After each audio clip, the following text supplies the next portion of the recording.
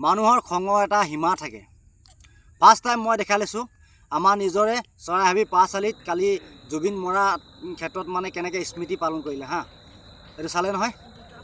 তাৰপিছত তেখেতৰ এই মৰা শৰটো আদৰিবৰ কাৰণে কিমান লাখ লাখ লাখ লাখ মানুহে যে তেখেতৰ মৰা শৰীৰটো আদৰিবৰ কাৰণে এইখিনি গৈছে, চাই লওক, দেখিলে।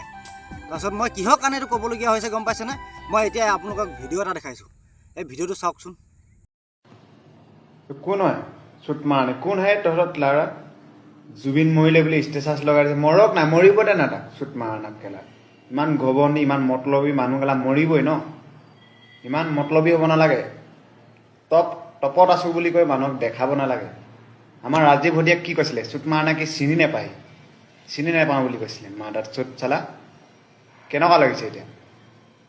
নিউজত দেখিছোঁ ই গোটেইখন কান্দি কুন্দি খতম। গাহৰি মাংস আন, গাহৰি মাংস খাব লাগে সি মৰিলে যদি। মই শদিয়া পোৱালি হৈ আছে। ভিডিঅ' চালে নহয়। এইজন মানুহ কৈছে নিজকে ই বোলে হেৰি মই শদিয়া পোৱালি। শদিয়াত ইমান অসভ্য মানুহ আছে না, শদিয়াত ইমান অসভ্য মানুহ এজন। তেন্তে ঠিক আছে, মই মানি লৈছোঁ তই জুবিনক বেয়া পাওঁ, কিন্তু তেখেতৰ জীৱিত অৱস্থাত তই এইষাৰ কথা কেলৈ ক'ব নোৱাৰিলি? তেখেতৰ মৰি যোৱাৰ পিছত লাখ লাখ মানুহে তেখেতক শ্ৰদ্ধাঞ্জলি জনাইছে। গোটেই আজি অসম বন্ধ হৈ গৈছে, কেইদিন বন্ধ থাকিব হিচাপ নাই, কিন্তু তই কেলৈ এনেকুৱা হেৰি এটা ব্যাখ্যা দিলি? হে, লাজ লগা নাই? তই এনেকুৱা মানুহ থাকে নেকি? তোৰ নিচিনা মানুহ পৃথিৱীত জীয়াই থকাতকৈ জীয়াই নথকাটোৱে ভাল, গম পাইছনে? আজি জুবিন দা বুলি কৰিলে কিমান মানুহ পগলা, তই চাই ল, এইবোৰ ভিডিঅ'বোৰ চাই ল। কিমান লাখ লাখ লাখ লাখ মানুহে আজি গোটেই ৰাস্তা বন্ধ, আজি অসম বন্ধ। কিহৰ কাৰণে হৈছে?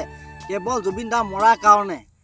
আৰু তই যে কৈছ, ঠিক আছে বাৰু, মই তোৰ কথাটোও মন্তব্য দিছোঁ, একমত তোৰ কথাটো। ৰাজীৱ ভটিয়াক জুবিন দাই কৈ দিছিলে, জুবিন দাই হেনো ৰাজীৱ ভটিয়াক চিনি নাপাওঁ বুলি। তই সেইটোত আকৌ ভুল মন্তব্য এনেকৈ কেলৈ দিব লাগে?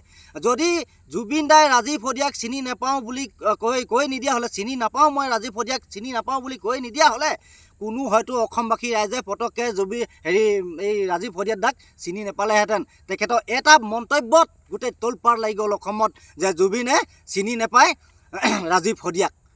তেখেতৰ চিনাকি কৰি দিয়া মনজন কোন হৈছিলে জান? কুকুৰ। এই কুকুৰ, মই এনেকুৱা ভিডিঅ' নবনাওঁ, জান তই কুকুৰ হয়। তই লাজ নাই তোৰ, নীলাজ। তই বাকীখিনি আৰু ৰাইজে সিদ্ধান্ত কৰিব ইয়াক কি ব্যৱস্থা ল'ব দেই। আৰু তই দেখিল নহয়, হুইজ জুবিন বুলি কওঁতে সেইজনৰ অৱস্থা কি হৈ গৈছিলে? তই চাইছিলি নহয়, তই অসমৰে হয় ন, শদিয়াই হয় ন, তই নিজে চাইছিলি। হুইজ জুবিন কৈ দিয়াৰ কাৰণে তেখেতৰ অৱস্থা কি হ'ল।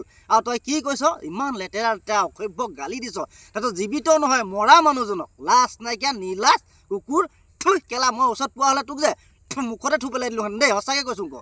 লাজ নাইকিয়া। তো বাকী এইবোৰ এয়া দেখিলে নহয়, ইয়াত থবৰা চবৰা চব দেখাই দিলোঁ। তো বাকী হেৰি যিমান জুবিনৰ অনুৰাগী আছে, ভাল পোৱা আছে, তেখেতলোকে আৰু আপোনালোকে মানে এই বিচাৰ কৰি ল'ব দেই। মোৰ সহ্যই নহ'ল যে, সেইকাৰণে মই এনেকুৱা ভিডিঅ' নবনাওঁ, কিন্তু মোৰ সহ্য নোহোৱাৰ কাৰণেই মই এইটো ভিডিঅ' বনাই দিলোঁ আৰু। তাৰ বাকী চব অসমবাসী ৰাইজৰ কাৰণে এৰি দিলোঁ আৰু। অসমবাসী ৰাইজে কি সিদ্ধান্ত ল'ব নাজানো আৰু, কিন্তু আমাৰ দেহে প্ৰাণে একেবাৰে তেজে ফেজে গোটেই জুবিন দাই মানে আমি যিজনক শ্ৰদ্ধা কৰোঁ ন, তেখেতৰ শ্ৰদ্ধা কৰোঁ কাৰণে মানে আমাৰ তেজে তেজে ন, তেখেতৰ নকওঁ আৰু বাকীখিনি কি ক'ব বিচাৰিছোঁ নকওঁ আৰু। আহিছোঁ তেন্তে, জয় জুবিন দা। ইয়াক খালি কি কৰিব লাগিব ৰাইজে সিদ্ধান্ত কৰি ল'ব দেই। জয় জুবিন দা।